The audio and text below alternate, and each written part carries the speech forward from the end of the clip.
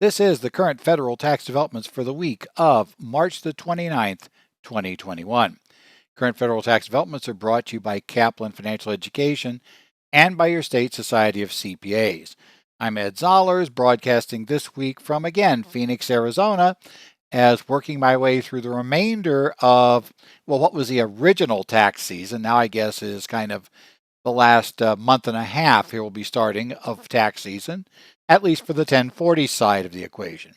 And a lot of it is because, of course, we've had changes and changes continue to happen. We're going to talk this week about a major change the IRS very quietly made in the computation of excludable unemployment under the American Rescue Program Act.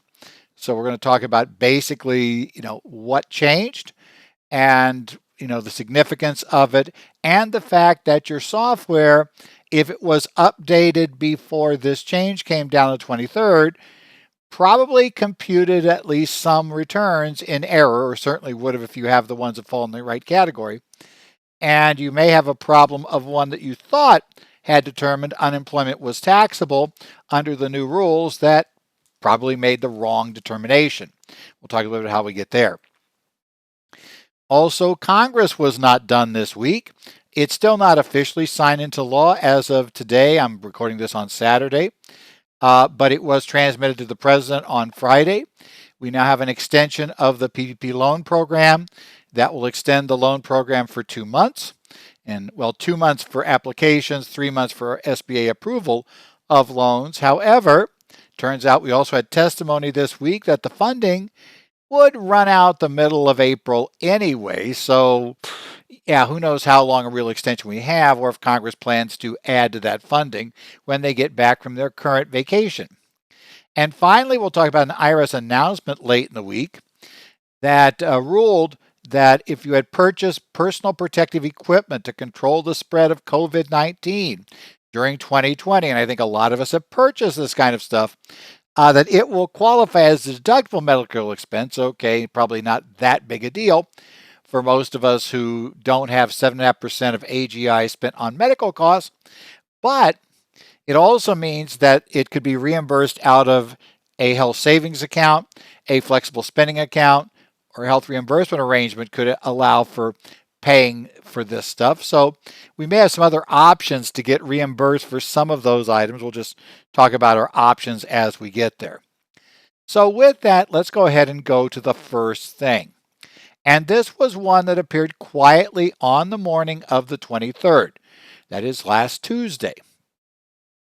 And it really just appeared on the IRS website that we had discussed earlier. Last week's program, we talked about on the 12th that the IRS had posted revised instructions for lines 7 and 8 of Schedule 1, Form 1040, related to the new rules that were put in the American Recovery Program Act related to exclusion for unemployment for individuals who had modified AGI of $150,000 or less. And the March 12th worksheet told us how to compute if somebody's modified AGI was at that $150,000 limit or if it was above that limit. So it was a significant item because obviously those that were above the limit, they were going to have to pay tax on their unemployment. Those below the limit would be able to exclude it in the entirety, and it is a cliff cutoff. So, it's one of those things where you go $1 over, you get no exclusion. You're $1 under, you get full exclusion. In the original worksheet published on March 12th, the IRS told us that in computing whether we had $150,000 of modified AGI, that we should assume the unemployment was taxable. So that meant very simple fact pattern. We have $145,000 of salary, no other items of income on the return. We got paid $10,000 of unemployment. In the March 12th worksheet, our modified AGI would have been $155,000. It didn't matter our filing status, but let's take this person as single just to put something out there. So this person would be at $155,000, single filing status. That would mean that their modified AGI was more than $150,000.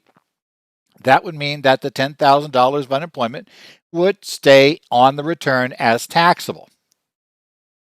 Now the IRS on the morning of March 23rd changed their reading of Section 85C. And it becomes interesting how 85C reads. And it says that we are to compute modified AGI without regard to this section. Now, the problem, of course, is what exactly did that mean? The IRS had taken it to mean that we compute modified AGI without regard to 85C, which tells us how we exclude that from income. However, if you think about the way that's worded, the section in question is Section 85, not 85C. Now comes the interesting theoretical question. While Section 85 tells us clearly unemployment is taxable, if Section 85 was not there, would unemployment be taxable? That gets to an interesting back and forth looking at the general rule under 61 that any amounts received by you generally are considered to be income. And the flip side of that, though, is a rule often brought up, a doctrine brought up quite often, which is the general welfare exception, that if a payment is made to an individual that is meant to advance the general welfare overall, it's under a program to advance the general welfare of society as a whole, shall we say, something like that, that would be considered excludable. So various relief payments to people for various disasters, etc., have been excluded under the general welfare provision. And that was true even before we got Section 139, which is the very one very specifically tied to various disasters or certain other situations. Well, so the question is, would it be taxable or not? Well, if you buy the theory that if we didn't have Section 85, unemployment would be taxable, because the flip side of that is no, it's not general welfare. It's paid by employer funds who are paying for insurance with what's effectively a pre-tax benefit for the employee. And so you could view it as compensation. But let's go down the theory that it would be excludable. If it would be excludable, if it would be excludable, I should say, if we didn't have Section 85 that said very specifically you have to pick it up as income, then conceivably, if we compute modified AGI without regard to this section, the entire Section 85, then the entire Section 85 would say it could be taxable. If 85 wasn't there, the theory might be it wouldn't be taxable at all. In any event, the IRS now decides that in computing modified AGI, you exclude not just up to $10,002 of unemployment, but in fact, all unemployment income is excluded from modified AGI. So now go back to our example, that single individual, $145,000 worth of salary, $10,000 worth of unemployment. That person now take the $10,000 out, their modified AGI is $145,000. They're allowed to exclude that $10,000. As I noted, a lot of tax software put out various updates. I was kind of following along as various software vendors released updates. Now, two major products I know that were not updated prior to the 23rd release were CCH's ProSystem FX and Access, and those two are very, very close relative, shall we say. And then UltraTax from Thomson Reuters was also not updated by that point. Now, the CCH one, honestly, being a CCH user for many years, wouldn't really have surprised me because they have a very fixed update schedule. And so this would have been scheduled a couple of weeks out anyway. So bottom line, I wouldn't have expected them to have an update out that quickly. But we talked about Thomson Reuters and UltraTax, which is what we switched to last year. They are usually very quick on updates. In fact, updates come fast and furious, which they did the day after this, or basically 2 days after this, I guess it was, that we started seeing those updates on Thursday and Friday that effectively related to a lot of the stuff that's come on recently. In any event, those other products that updated based on March 12th, now you've got to keep your eye out for any updates that are to now change from the March 12th worksheet in computing unemployment that is taxable to the March 23rd one, at least for anybody who is very close to the modified AGI limit. Certainly, if you released any returns to clients after March 12th that had unemployment on them and the unemployment was not excluded, you might want to double check, especially if those returns have not yet been ones the clients have accepted and have been transmitted on. You might tell the client to hold off on accepting. You may need to rerun them if you have new software or when the new software comes out. But be aware of that. It is a little bit messy.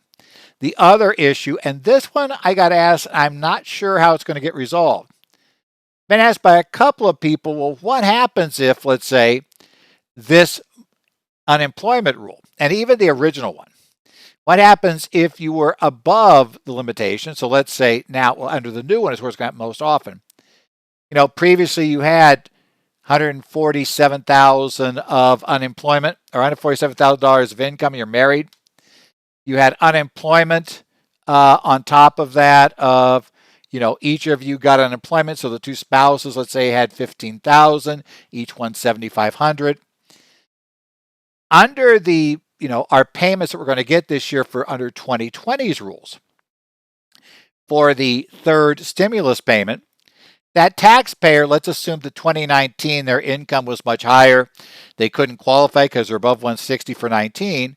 And originally, when you filed the 2020 return, they were also going to be able to phase out level at 160,000, once you included the unemployment. But now we take the unemployment out, they drop back below that limitation. And remember, we were supposed to get a recalculated amount of our stimulus payment based on the 2020 return if we, that we filed and got processed before the IRS's cutoff. Now, what'll be interesting, and we have no statement from the service yet, is the IRS going to, remember, they're going to go back and correct these returns they told us and get the unemployment reduced. Are they going to wait for the corrected returns and use that to send out that extra payment? Or are they going to just use the first filed return, in which case then the couple I just mentioned will not get a stimulus payment? Rather, and if 2021, they bounce back, have a good year, they may never get the stimulus payment. Again, that one the IRS has not discussed yet. So in any event, now this is something I've complained about before when the IRS does this guidance by website. And this illustrates a problem that a lot of people have with this sort of guidance.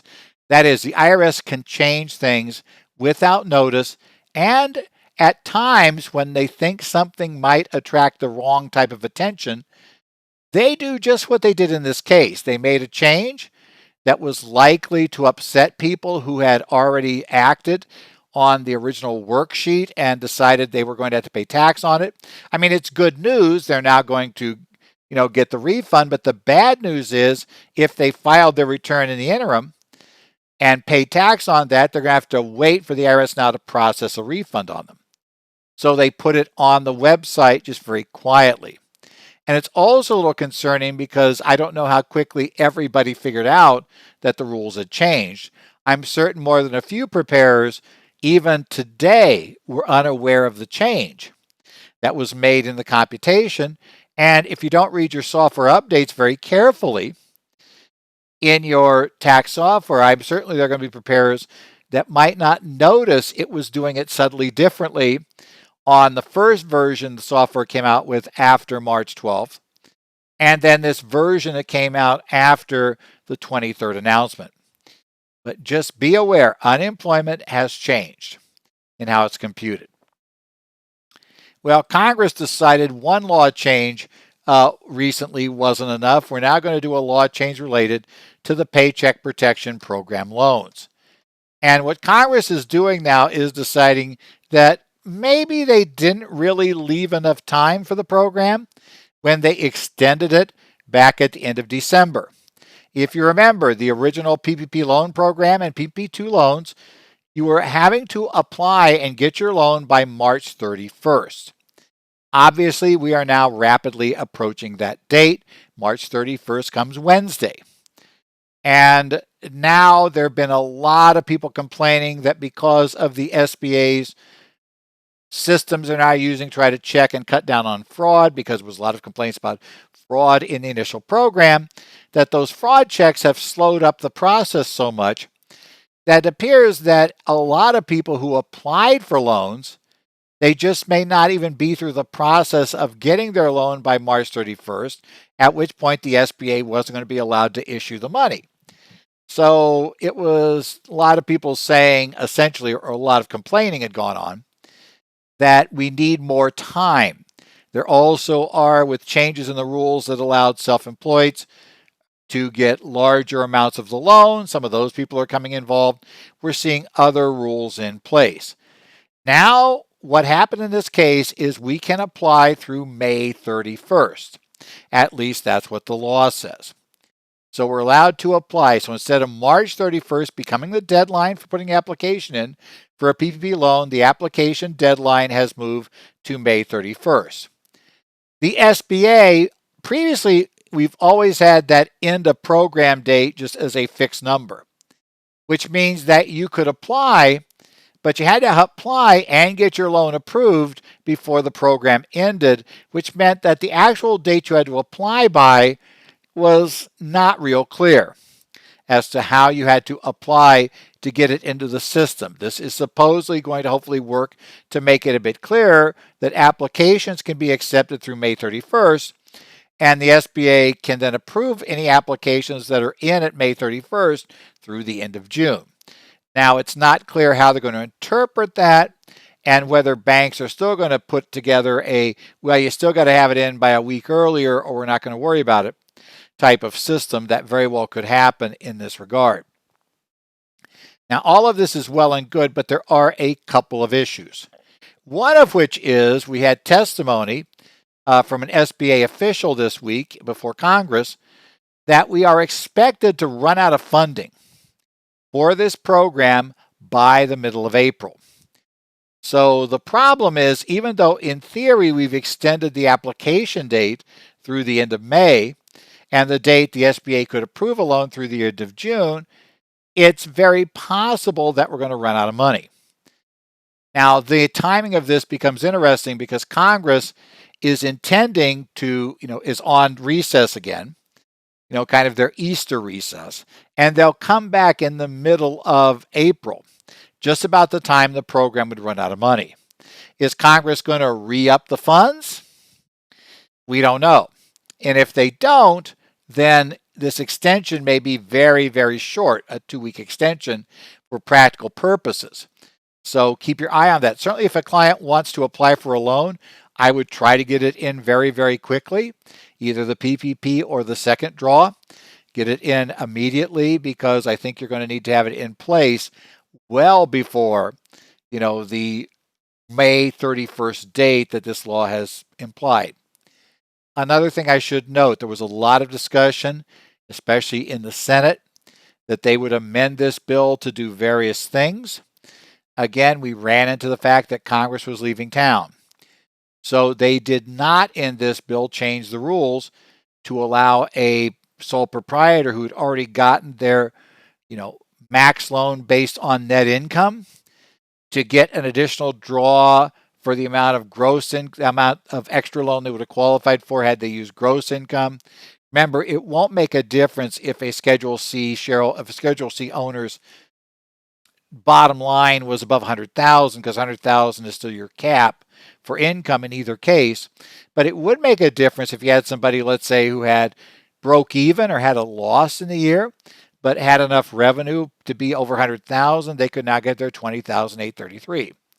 Well, if they instead accepted, let's say, a smaller loan, like a $3,000 loan under the program, and it's already been dispersed, then you're basically out of luck for reapplication. They did not add any provision related to that to the final bill. So we don't have any relief in that realm. We don't have any relief where partners, are going to be able to get access to this as well, or S Corp shareholders, owners. There's nothing of that sort in the bill. Some other changes had been discussed. Again, none of those changes. This bill is extraordinarily simple. It just pushes you to It just pushes it to May 31st.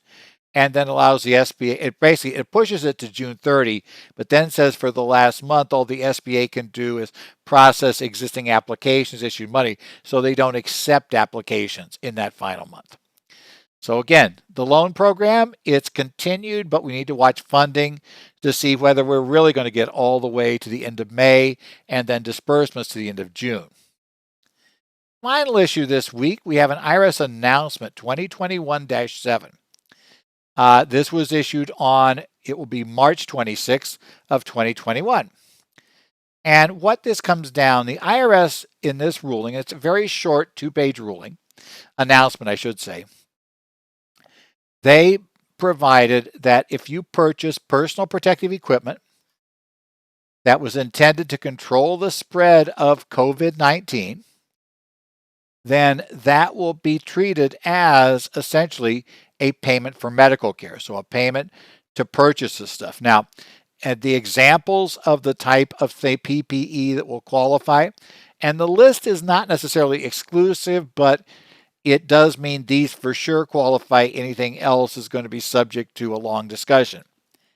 So they said mask would qualify. So any type of protective mask. We've had a lot of masking mandates around the country.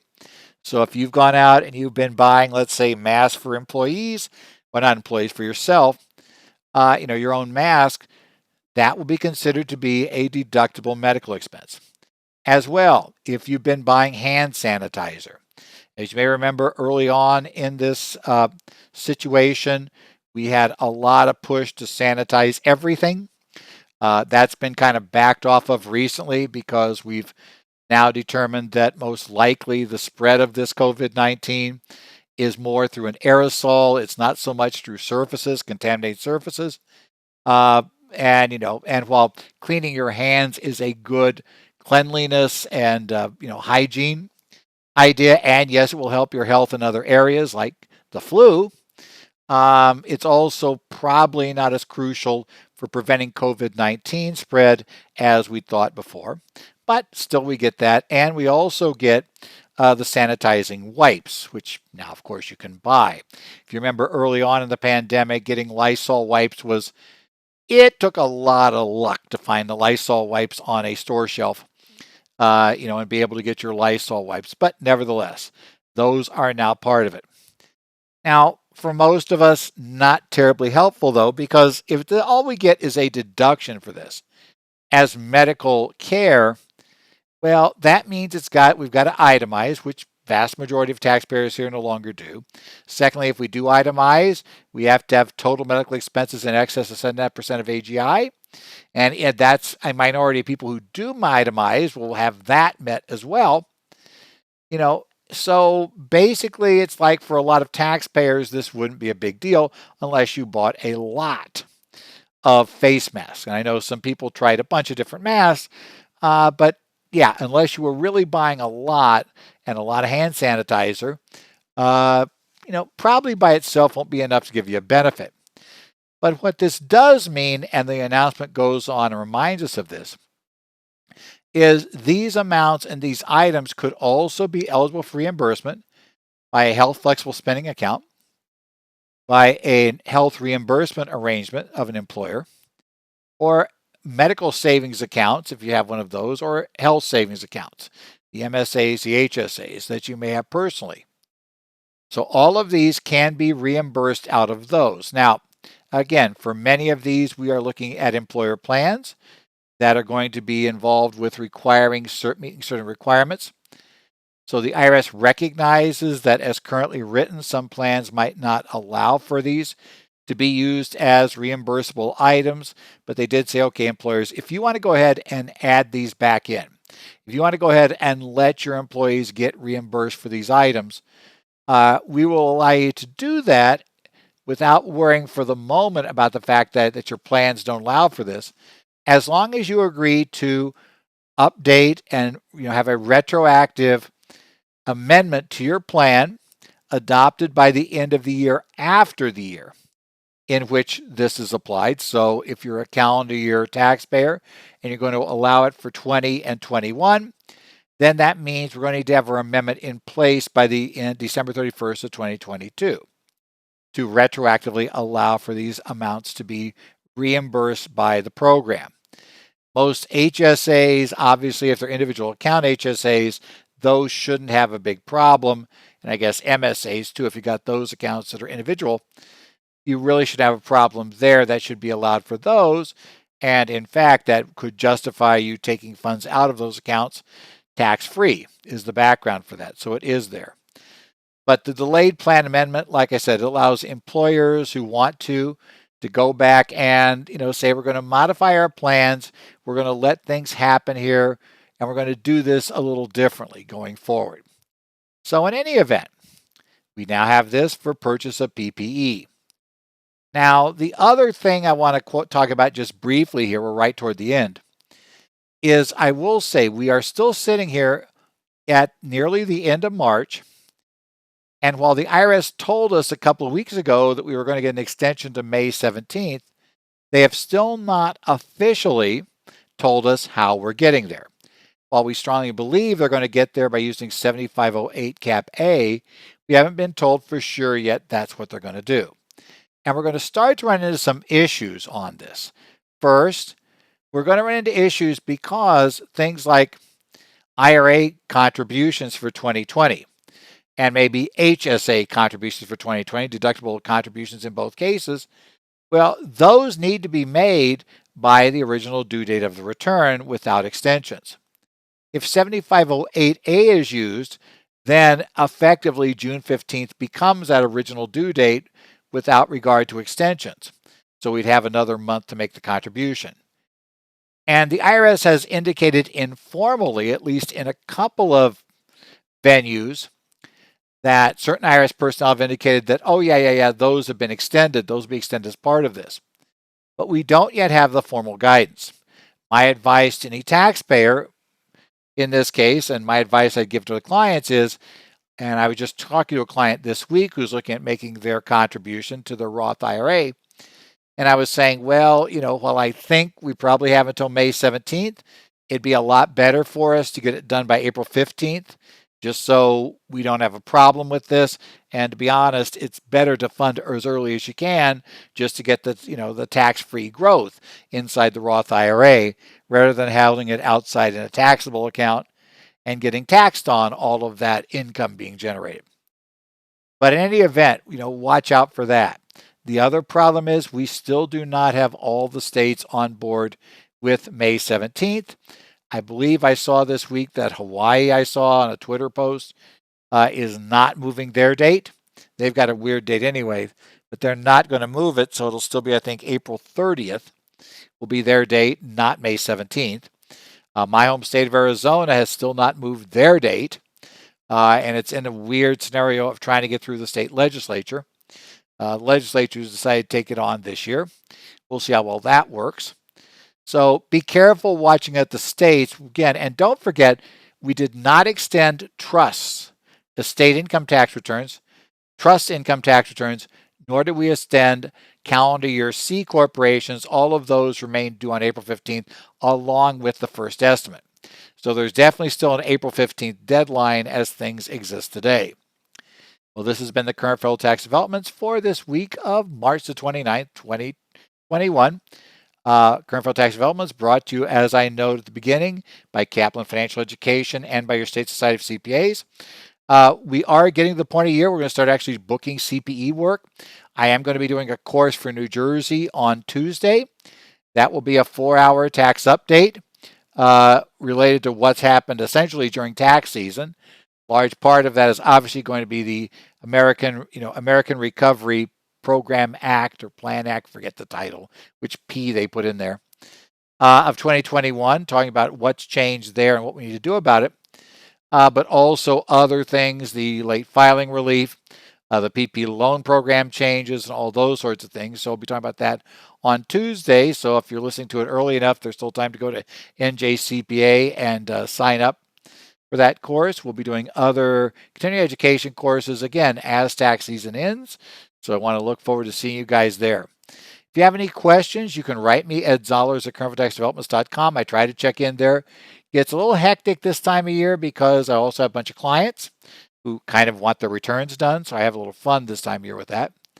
I also watch the online postings, try to keep some eye on them, on the online postings from the Connect sites in Arizona, New Jersey, Illinois, Washington, Minnesota to some extent, to see how things are going. So if you're a member of one of those societies, you can post there, and if I get a chance, I will try to respond to those who are posting. Otherwise, we're entering April, and while April 15th is again not going to quite be what April 15th normally is, and one interesting thing I've noticed is that April 15th now, it's going to come up this year. It'll be on a Thursday. That means next year it goes to Friday. So the 2 years where April 15th would have been on April 15th are both going to be years where we didn't have that. So we're going to go a long time between the last time we really ended individual tax season on April 15th and the next time we do so. We're going to look at that into the future a ways again. So, we may be cursed, may never see April 15th as a deadline again. We'll keep our eye on that. But, we'll keep working. As I said, we still have lots of other entity types that have April 15th as a deadline. We still have the estimates. So we'll try to keep up, let you know what else happens, if anything, in IRS guidance, court cases, and the like, and just hopefully keep ourselves busy and get ourselves through the original April 15th date and then start readying ourselves for the new May 15th date. And we'll be coming back here every week to give you more items and more updates here on current federal tax developments.